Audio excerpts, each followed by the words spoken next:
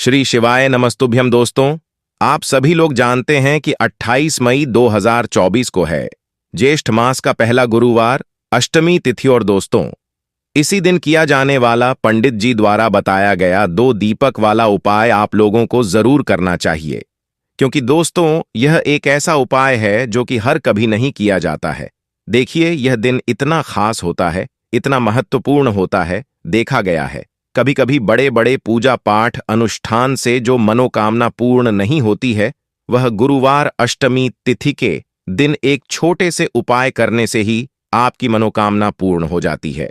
और बहुत सारे लोगों ने इस उपाय को किया भी है और उनको इस उपाय को करने का फल भी जरूर मिला है। अगर आप लोग भी इस उपाय को गुरुवार अष्टमी तिथि के दिन करना चाहते हैं, तो आप इस उपाय को पहले अच्छे से समझ लेना, सुन लेना, उसके बाद करना। आपको इस उपाय का फल जरूर मिलेगा। दोस्तों, हम आपको यहां पर बता दें कि यह 2 दीपक वाला उपाय, यह उपाय पंडित जी ने सीहोर की कथा में ही बताया है। और इस उपाय को करने से आपके घर में चाहे किसी भी प्रकार की दुख और समस्या क्यों ना चल रही हो, आपको उसका कारण भी नहीं पता है कि यह समस्या किस कारण से चल रही है। उसका कुछ भी कारण हो सकता है, जैसे पितृदोष हो सकता है या किसी भी तरह का मंगल दोष भी हो सकता है, और भी बहुत तरह के दोष होते हैं, कुछ भी हो सकता है। पर आपको इस उपाय को करने के लिए अपने दोषों का पता लगाने की भी जरूरत नहीं है। आपके घर में किस कारण से इतनी दुख और परेशानी आ रही है, वह भी आपको पता लगाने की जरूरत नहीं है। इस 2 दीपक वाले उपाय को आप लोगों को कर लेना है, क्योंकि इसी एकमात्र उपाय को करने से आपके पूरे घर परिवार में सुख और शांति हो जाएगी। आपके घर में अच्छे अच्छे काम होने लगेंगे। आपकी जो भी मनोकामना होगी वह भी धीरे धीरे करके पूर्ण होना शुरू हो जाएगी। दोस्तों, अब इस उपाय को करना किस समय है, यह भी आप लोग जान लीजिए। देखिए, इस 2 दीपक वाले उपाय को करने का जो समय है, वो सीधी सी बात है, सुबह का समय है, प्रातःकाल का समय है। वैसे दोस्तों, गुरुवार अष्टमी तिथि के पूरे दिन मंदिर खुले रहते हैं।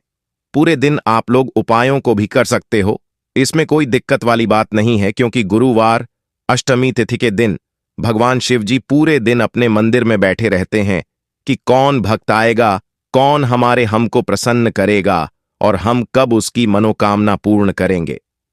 दोस्तों, इस दिन शिव जी इतना कुछ प्रदान करते हैं जितने कि हम कभी कल्पना भी नहीं कर सकते हैं।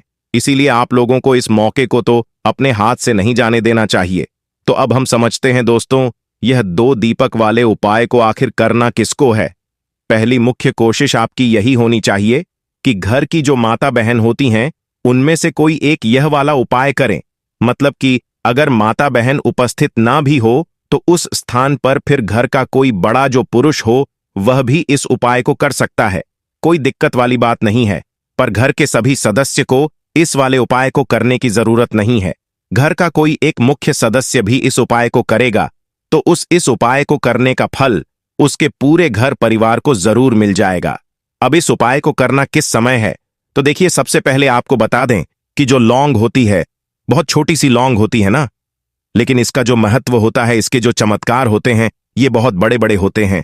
हालांकि लौंग जो होती है, यह हमारे खाने के स्वाद को बढ़ाती है, हमारी सेहत को उत्तम करती है। लेकिन आपको बता दें, लौंग आपके जीवन को भी उत्तम कर सकती है, आपके जीवन को बदल सकती है, आपके भाग्य को चमका सकती है, अगर इसके उपाय आप सही तरीके से कर लेते हैं।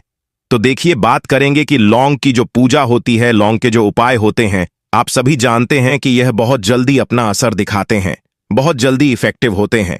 दूसरी चीज कि अगर आपको अपने जीवन में कोई भी चीज जल्दी से जल्दी चाहिए कि मुझे अपने जीवन की निर्धनता को जल्दी से जल्दी दूर करना है, मुझे जल्दी से जल्दी धनवान बनना है, पैसे वाला बनना है, मुझे अपने घर में सुख समृद्धि को लेकर आना है, तो विशेषकर आप लौंग के उपाय जरूर किया करें, क्योंकि लौंग बहुत चमत्कारी होती है। तो बात करेंगे उपाय को करने के लिए आपको क्या क्या करना है। कुछ आपको विशेष नहीं करना है। आपको 2 फूल वाली लौंग लेनी है, जिसमें कि एक भी लौंग खंडित ना हो, टूटी हुई ना हो, ठीक है ना। एक आपको यहां पर देसी घी का दीपक तैयार करना है, गोल बाती का। अब आपको क्या करना है, दोनों फूल वाली लौंग अपने हाथ में पकड़नी है, सीधे हाथ में पकड़नी है, और अपने घर के मंदिर में आपको बैठ जाना है। सबसे पहले 2 दीपक जला लेंगे, लौंग अपने सीधे हाथ में रख लें और अपनी मनोकामना बोलेंगे। महादेव का स्मरण करेंगे, मैया पार्वती का स्मरण करेंगे और भगवान गणेश का ध्यान आपको सबसे पहले करना है। यह चीज आप ध्यान रखें। उसके बाद आपको दोनों लौंग अपने हाथ में रखनी है, अपनी मनोकामना बोलनी है, भगवान गणेश से कहना है, फिर आपको शिव जी से कहना है, फिर माता पार्वती से कहना है, तीनों से अपनी मनोकामना कहनी है और उसके बाद दोनों फूल वाली लौंग को जलते हुए दीपक में आपको डाल देना है और हल्के से उस लौंग को जिसे आपने दीपक में डाला है, दोनों लौंग को हल्के से आपको फिंगर से अपनी उंगली से टच करना है और बस मनोकामना बोल देनी है।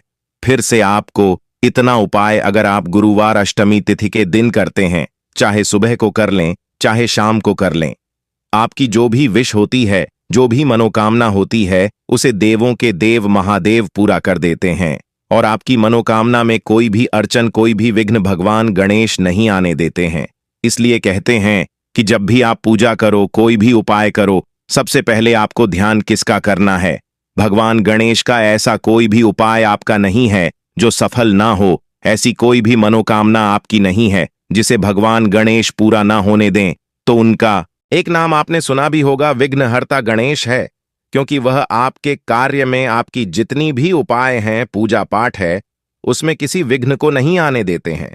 तो यह उपाय अगर इस तरह से आपने करा तो इसका रिजल्ट आपको इतना अच्छा मिलेगा कि जीवन के जितने भी दुख हैं न वो दूर हो जाए और घर में आपके मां लक्ष्मी का वास होगा। धन की वृद्धि आपके घर में बढ़ती चली जाएगी। तो बहुत ही विशेष और बहुत ही उत्तम उपाय है। अब बात कर लेंगे जल्दी से दूसरे उपाय की, जो कि आपको विशेषकर गुरुवार अष्टमी तिथि के दिन करना है। अब देखिए, बहुत बार क्या होता है कि हमारे घर के दुख बहुत बढ़ जाते हैं। एक तो हमारे घर में पैसा नहीं आता है, दूसरी चीज पैसा आता है तो वह दवाइयों में खर्च हो जाता है। हम नहीं समझ पाते कि ऐसा क्यों रहा है।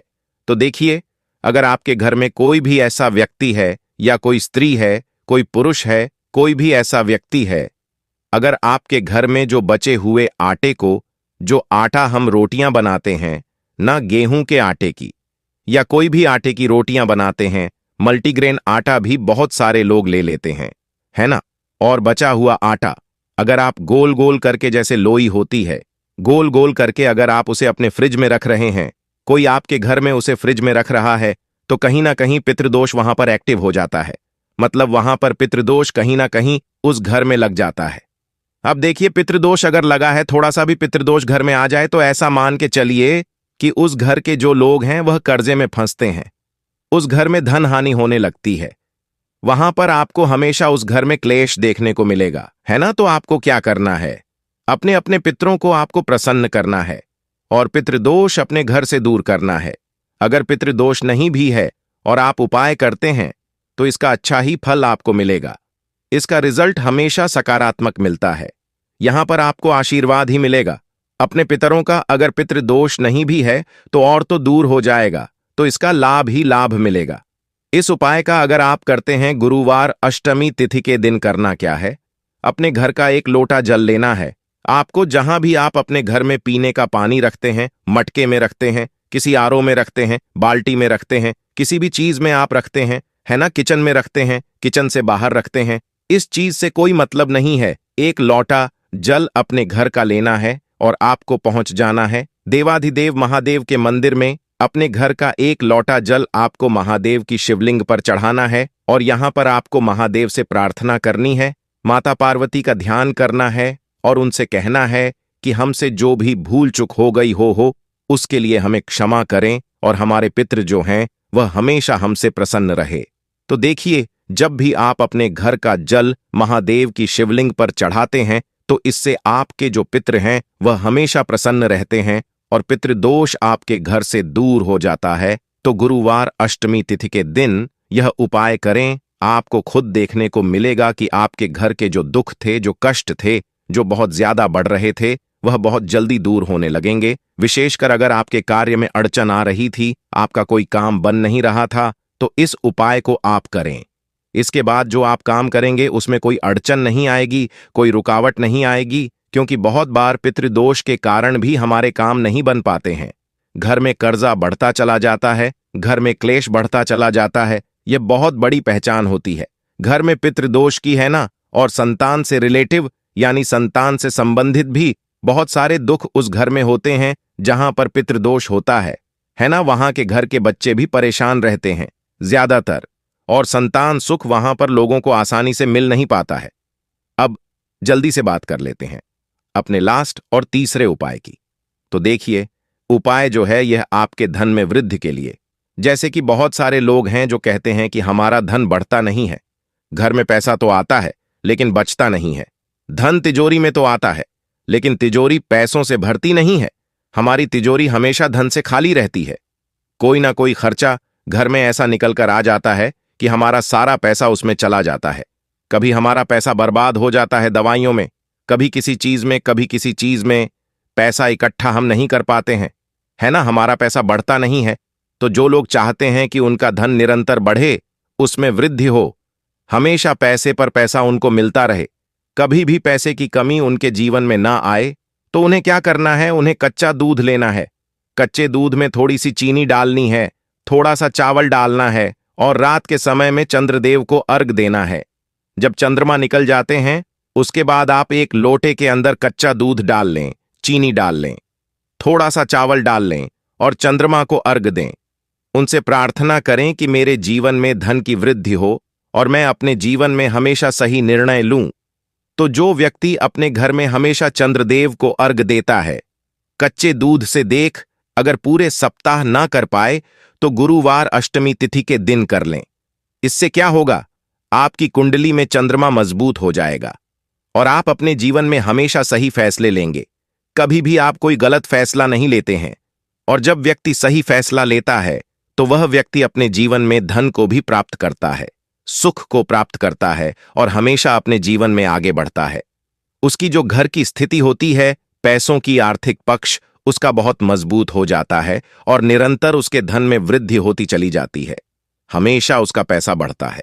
अब देखिए, जो चौथा उपाय आपको बता रहे हैं, यह उपाय करने के बाद आप कोई भी उपाय करेंगे ना, आपका वह उपाय पूरी तरह से सफल होगा। देखिए, बहुत बार होता है क्या है कि हम बहुत सी पूजा पाठ करते हैं, बहुत से उपाय करते हैं, सब कुछ करके देख लेते हैं, लेकिन हमारे जीवन के दुख और कष्ट कम नहीं होते हैं और हम समझ ही नहीं पाते हैं। हमें नहीं पता है ना। मान लीजिए आपको एक पर भी नहीं पता कि आपकी कुंडली में शनि की कोई पीड़ा है, शनि की महादशा है, शनि की साढ़े साती है, शनि ढैया है, आपके घर में कोई वास्तु दोष है, नजर दोष है, कुछ भी आपको नहीं पता है, तो आपको यह उपाय करना है जो हम आपको बताने वाले हैं। क्योंकि हर प्रकार के जो आपके जीवन में दुख हैं, कष्ट हैं, वह तो दूर होंगे ही। जो भी पीड़ाएं आपको परेशान कर रही हैं, उनसे भी आपको छुटकारा मिल जाएगा। आपको लेना है गंगा जल। देखिए, आप सभी जानते हैं गंगा जल जो होता है यह बहुत ही पावरफुल होता है और इसके बहुत चमत्कार भी होते हैं, है ना। तो गंगा जल आपको लेना है। गुरुवार अष्टमी तिथि के दिन आपको गंगा जल का छिड़काव अपने पूरे घर में करना है। घर के मंदिर से शुरुआत करेंगे, घर के सारे कमरों में गंगा जल का छिड़काव और मुख्य द्वार पर तो विशेषकर आपको गंगा जल का छिड़काव करना चाहिए।